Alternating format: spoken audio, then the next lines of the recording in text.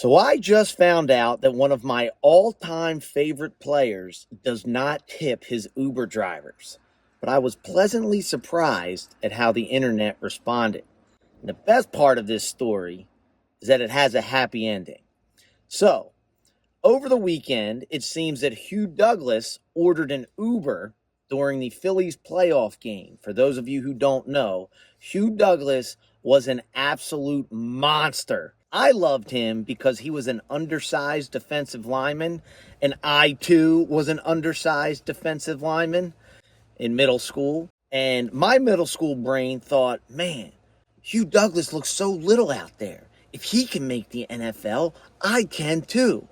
Meanwhile, NFL little is 6'2", 285 pounds. So, yeah, that dream of mine died young. Anyway, Hugh Douglas got himself an Uber during the Phillies playoff game. For those of you who don't know how Uber's illegal price gouging works, how Uber's dynamic pricing works, is that any sort of event where everybody's moving around at the same time, whether it's when the bars close or a Phillies playoff game, there's going to be an uptick in riders and there's less drivers available. So Uber jacks the prices up knowing that people are going to pay it. It's sort of like how stores, it's exactly like how stores used to jack up prices on gasoline and supplies whenever there was a crisis because they knew people needed it and would pay it before the government outlawed it. The main difference between that and what Uber's doing is that Kamala Harris's brother-in-law is on the board at Uber. So when they do it, it's legal. But the genius in the way that Uber operates is that they're, what's the opposite of transparent? Cisparent? Uber is not at all transparent about their split with the driver. So most riders assume that if their ride costs 3x, that means the driver is going to get paid 3 times more.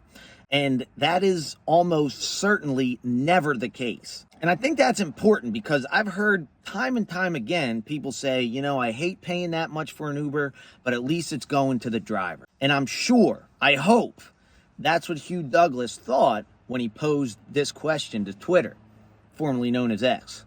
Flip that. Am I wrong for not tipping my Uber driver? They are overcharging me for dropping me off during a playoff game. And in the past, I would have expected to see a lot of comments that looked like this. If you're intentionally being overcharged, then that means they already factored in their tip, so I think you did the right thing. But fortunately, comments like that were a very small minority. The majority of comments made me think that a lot of people are starting to finally realize how backwards the Uber pay system is. Absolutely wrong not to tip. The app does the peak pricing, not him. Yes, you were wrong. Uber makes the money, the driver makes a tiny fraction. Always tip. The fees are not his or her fault. Don't blame the driver. They're trying to make a living and Uber has gone from taking 25% to 50%. Man, you got a tip. Money in your pocket got cobwebs on them. I think Derek Gunn's a sportscaster in Philly. Do this. Oh, I like this one. Do this small experiment next time you're in an Uber or Lyft. Have the Uber driver show you what they paid him or her, then look at what they charged you. You'll see Uber takes the bulk of it these days. I thought of doing a video like that. Drop a like and a sub if that's something you think you'd like to see. I think it'd be really interesting. For a guy who left the Eagles to get more money from Jacksonville, this is kind of a hypocritical position for you to have, no? They're just charging fair market price just like you want it. I thought that was interesting, and it's so true. Everybody always thinks they're being overcharged, but nobody ever thinks they're doing the overcharging. It's always too much when you're giving, but it's never enough when you're getting. Respectfully, you signed a 6-year, $25 million contract with the Eagles in your mid-20s, creating generational wealth, and you're questioning whether to tip someone who's driving strangers around town in their own car to make ends meet. Come on, man, you're better than that. And that, I think, is my favorite comment, just because there's so much to it. But what it really makes me think of is how emotionally attached people are to money. I don't think Hugh wasn't tipping because he was worried about the price. It's not like he couldn't afford it. He wasn't tipping because he felt like he got taken advantage of and he didn't want to add to that feeling. It reminds me of when riders get upset over a $5 cancellation fee. I have been on the wrong end of that frustration too many times to count. people freaking out saying they're going to call Uber, they're going to get me fired, there's no way they're paying the $5, yada, yada, yada. And every single time I'm just like, is that all this time and energy that you're putting into this issue, is that really worth $5? And it's like, no, it's not. It's the principle of it. But it goes back to the fact that it's not about the money. It's the fact that they feel like they're getting taken advantage of. And that's what's happening with Hugh here. And look, I'll be the first to tell you, I think tipping culture, tipping in general is like the most bizarre thing in the world. My first job ever was at a restaurant. I was a busboy. I was earning, I think, $1, maybe $2.83 an hour, whatever it was, $2.83 an hour plus tips. And I remember thinking, as a 16-year-old, I'm clearing a table, and it's like, I'm clearing the same glasses and the same plates, but depending what was on those plates or in those glasses depends how much I get paid. Like if I cleared 4 glasses that had water in it, I would get paid less than if I cleared 4 beer bottles, even though it takes the same amount of energy. If anything, the beer bottles are easier to clear because I can carry them with one hand. But at some point in my life, I had a perspective change. I was around what I would say is a lot of wealthy people, good people too, kind of people that would love to donate to causes. They'll thousands of dollars to charities. There was a homeless person on the street, they'll give them cash, what have you, right? But man, when that check came, they would turn into forensic accountants. Don't tip on the tax. You don't have to tip on alcohol. How many times did she refill your glass? Don't tip 20%, 18% is fine. And I'm sitting there, I'm like, dude, you just spent $200 on dinner. And now you're going to bust out the calculator just to make sure you don't overpay on this arbitrary tip percentage by $4? If the steak you ordered was $4 more, would you have gotten up and left?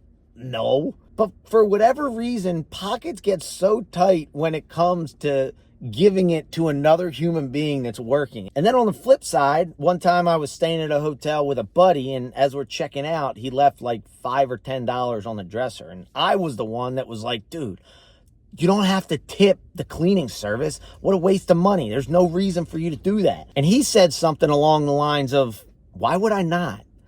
And that right there was just like, yeah, why would you not? Why am I looking at tipping as like this burden, as like this battle?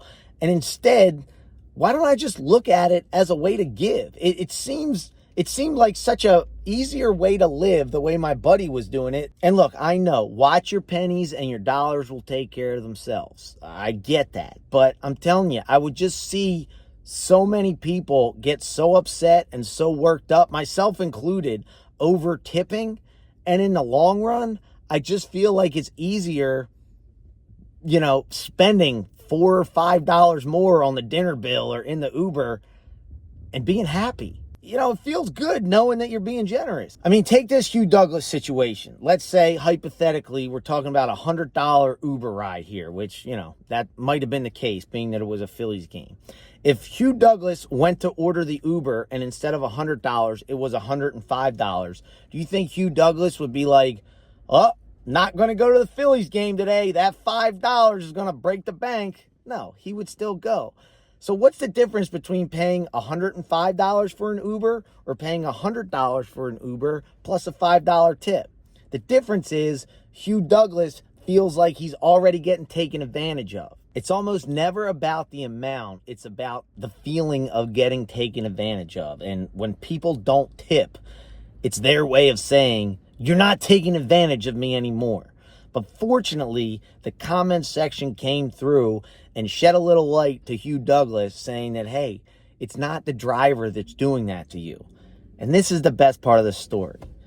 Hugh Douglas followed up by admitting he was wrong and saying he changed his mind. You gotta love that. I mean, how rare is seeing something like that in this day and age? Somebody asking an honest question, hearing the feedback, and then not only changing, but admitting he was wrong publicly. I loved him as a player. I love him as a person. And the last thing I'll say is, to be clear, as a driver, tips are beyond appreciated but never expected. I agree. Tipping culture is out of control. Actually, the same day as the Phillies game in question, I went to go grab pretzels, soft pretzels. Guy turns around the screen and there's an option to tip on pretzels. Like, come on, man. I get that it doesn't hurt to ask, but it's everywhere. Just let me eat some soft pretzels and watch some baseball. But anyway, I wanted to share this just because I thought it was a great example of how there's still a lot of people out there that have no idea about how drivers get paid and Uber pricing works. And I was very happy to see a comment section show that there's a lot of people that are starting to wake up to what's going on. And shout out to Hugh Douglas for being man enough to change his mind.